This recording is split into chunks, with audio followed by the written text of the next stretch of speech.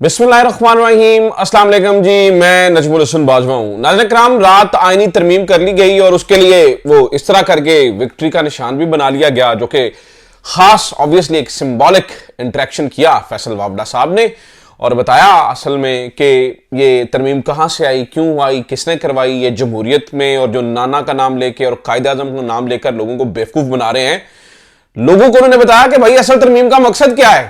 तो बड़ी मेहरबानी फैसल वावड़ा साहब, मतलब अच्छी बात पता क्या हुई है पिछले कुछ अरसे के अंदर, यानी कि खुल खुला गई है हर शय। यानी फैसल वावड़ा साहब सरेआम बैठे हुए मतलब खुल खिला के बात करते हैं। यार ये चीज मुझे अच्छी लगी है। वैसे जो भी हो बात ठीक है यार, आमने सामने हो, ये छुप छुपाने वाली बात कौन सी है। वो पहले का वक्त होता था, खामोशी से अंदर खाते गेम की जाती थी, खुल डुल के गेम हो रही है। That's very nice.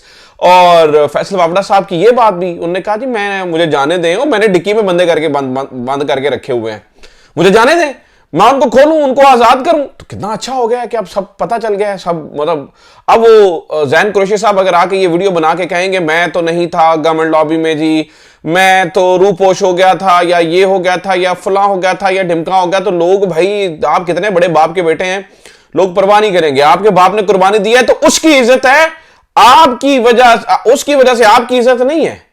पर ठीक है, जुनेद साई खड़ा हो गया। मुझे पता है साई खानदान के ऊपर कितना मतलब प्रेशर था। आई नो दिस और बहुत सारे लोगों को। और मैं नाज़रीन किराम आपको बार बार एक बात बताता रहा, खबर कंफर्म हो गई। रियाज फतेहाना साहब को भी उन्होंने इस्तेमाल नहीं किया, लेकिन रियाज फतेहाना साहब was in Pakistan, he landed on 12th of October। अल्हम्दुलिल्लाह हमारी एक और खबर जो है वो सच्ची साबित हुई। तो अब खबर क्या है इस वक्त? सबसे बड़ी खबर यह है कि वो जो तरमीम तो इस तरह करके पास करवा ली गई है, बंदे बुंदे तोड़ के या किसी भी तरीके से, अगू नवा एक फड्डा पै गया, ठीक है, और वो जरा काम खराब हो गया। एक तो नाज़रीन किराम, गवर्नमेंट की फेवरेट तरीन शख्सियत चीफ जस्टिस बनने पर राजी नहीं हो रही है। कोर्ट रिपोर्टर्स बता रहे हैं कि गवर्नमेंट की फेवरेट तरीन शख्सियत चीफ जस्टिस नहीं बनना चाह रही है। हूं की करिए। अब मसला यह है कि कल रात 12 बजे तक का टाइम है, और कल 12 बजे तक का क्यों टाइम है, और ये अंदर जो कमेटी के अंदर फड्डा पड़ा हुआ है, ये क्या कहानी है, इसके अंदर अब क्या मसला है, ये क्या रौला है, इसके ऊपर भी तफसीलन आपके सामने चीजें रखूंगा। और अगर वो गवर्नमेंट की फेवरेट तरीन शख्सियत चीफ जस्टिस नहीं बनती तो फिर चीफ जस्टिस का क्या बनेगा, कमेटी का क्या होगा। कल रात 12 बजे का टाइम इसलिए है क्योंकि आपने 3 दिन पहले तक जो है ना वो नोटिफाई करना होता है, और अगर वो ना हुआ तो क्या होगा, क्योंकि नया आईनी बहरान जन्म ले रहा है। और ये चल क्या रहा है, ये मतलब अब रौला क्या होगा, इसके ऊपर जरा तफसीलन बात करेंगे। चैनल सब्सक्राइब कर लीजिए, बड़ा जरूरी है सब्सक्राइब आपका करना, और ज्यादा से ज्यादा लोगों तक, ताकि हमारी आवाज पहुंच सके। लेकिन सबसे पहले जरा इस बात के ऊपर बात करते हैं। मैंने अभी कुछ देर पहले अली अमीन गंडापुर साहब को सुना है, और सुल्तान रही अंदाज में, ओ मैं कर दांगे, ओ ये कर दांगे। यार ये अवाम को पता नहीं कितनी, आपने कभी अली अमीन गंडापुर साहब की वो जब से वो वापस आए हैं तकरीर सुनिए, खोखली तकरीर महसूस नहीं होती आपको? आपको ऐसा नहीं लगता कि लफ्ज खाली हैं, आप चिल्ला चिल्ला के ओ करके बोलने की कोशिश करेंगे तो इसका मतलब ये तो नहीं है कि आपके लफ्जों में तासीर पैदा हो जाएगी। आपने सलमान अकरम राजा को सुना ना किराम? कभी आपने सुना है वो जब वो बोलता है तो उस बंदे के मुंह से फूल झड़ते हैं। यकीन करें कितनी तासीर है उस बंदे की गुफ्तगू के अंदर, नरम लहजे के अंदर बात कर रहा है, लेकिन ये जो कुछ हुआ उसका दर्द उसके लफ्जों में बयान हो रहा है। पता लग रहा है बंदे को अंदरूं तकलीफ हुई है, वो बोलना तो एहसास हो रहा है कि यार ये बंदा कनेक्टेड है। आपने कभी देखा है उसको बात करते हुए, अली अमीन गंडापुर साहब को? और अली अमीन गंडापुर साहब नहीं सिर्फ, नाज़रीन किराम बहुत सारे लोग, यकीन कीजिए, मैंने अभी कुछ देर पहले एक स्टेटस अपलोड किया कि मैं हमाद साहब को ढूंढ रहा हूं। वो कह रहे हैं कि वो जो कह रहे थे कि मैं फ्रंट से लीड करूंगा, तो मैंने तो अभी कुछ देर पहले लिखा है कि मैं ढूंढ रहा हूं हमाद साहब को, और लोगों ने नीचे वो किया उन्होंने कहा आप हमाद को ढूंढ रहे हैं, वो फ्रंट ढूंढ रहा है। किसी ने कहा वो चादर लेकर रावी के पुल के नीचे बैठा हुआ, कभी किसी ने कुछ कहा, कभी किसी ने कुछ कहा। और तो और एक बहुत मजेदार कमेंट आया ना कि आप हमाद को ढूंढ रहे हैं, और मैं हामिद खान की जो है ना वो अल्लाह माफ करे वो लाश ढूंढ रही हूँ। वो एक खातून ने नीचे कमेंट किया हुआ था, और मैं वो जा रही हूँ डी चौकी की तरफ, और मुझे डर है कि मेरा लाश पे पाँव ही ना आ जाए। वो हामिद खान साहब ने कहा था ना हमारी लाश से गुजर कर आपको ये तरमीम करनी पड़ेगी, तो तरमीमें तो हो गई हैं, तो अल्लाह माफ करे उनकी लाश में कहीं पड़ी है, किसी का पैर ना आ जाए, उनको तो चौक लो। तो कहने का मतलब है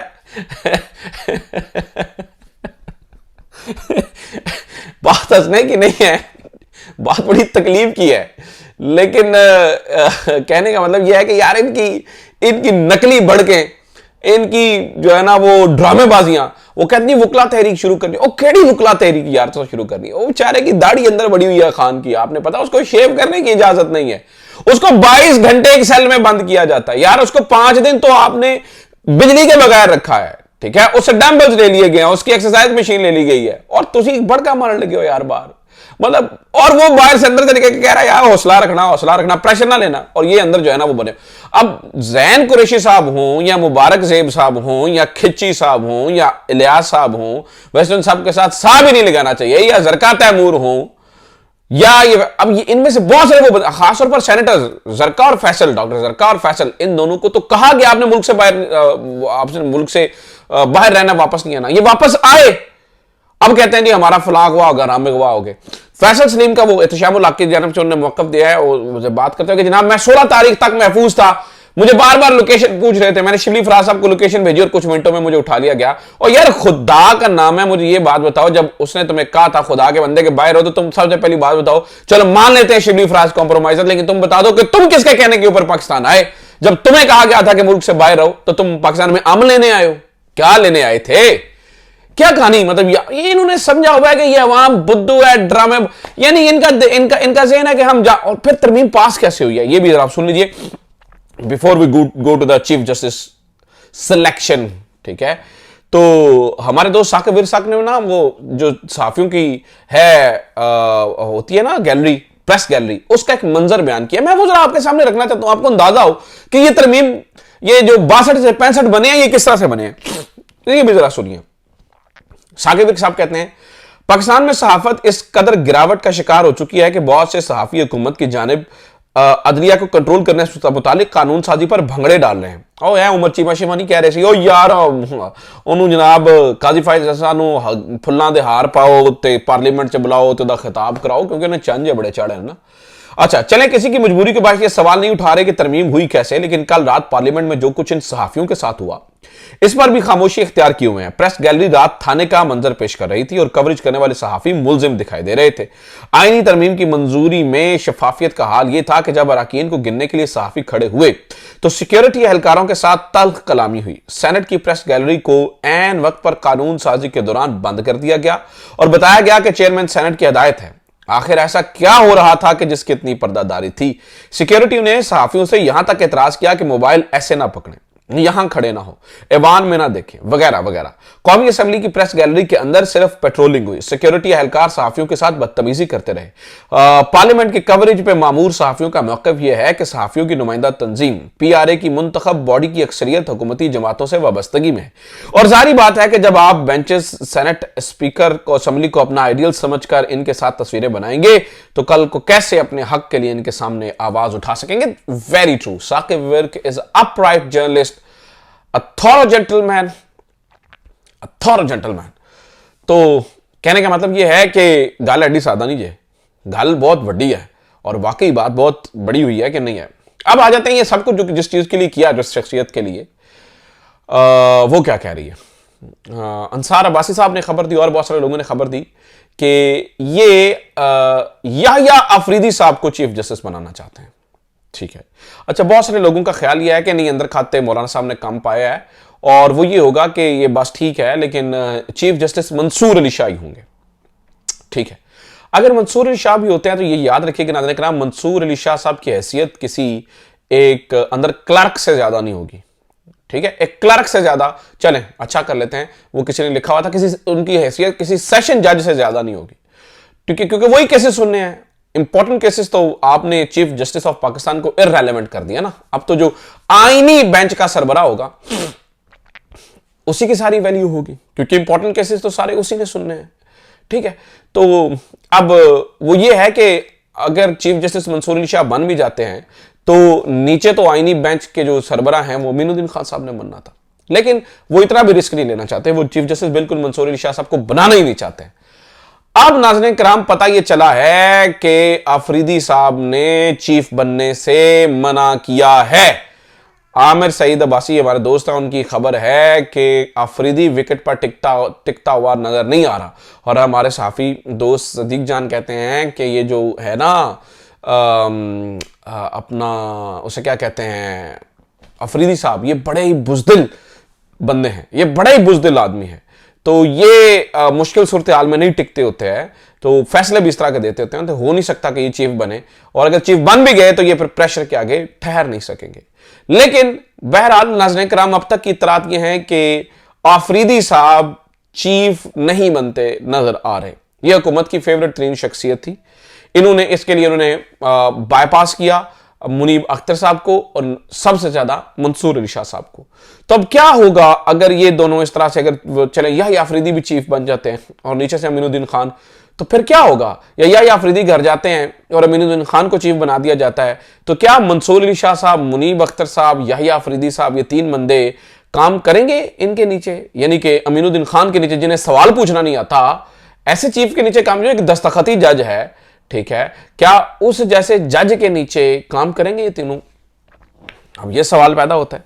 अब ये मैंने आपको बताया ना कि जजेस ने अगर सिस्टम के अंदर रह के लड़ने का फैसला कर लिया, सिस्टम के अंदर रहकर आइन और कानून के मुताबिक, तो फिर बहुत मुश्किल हो जाएगा।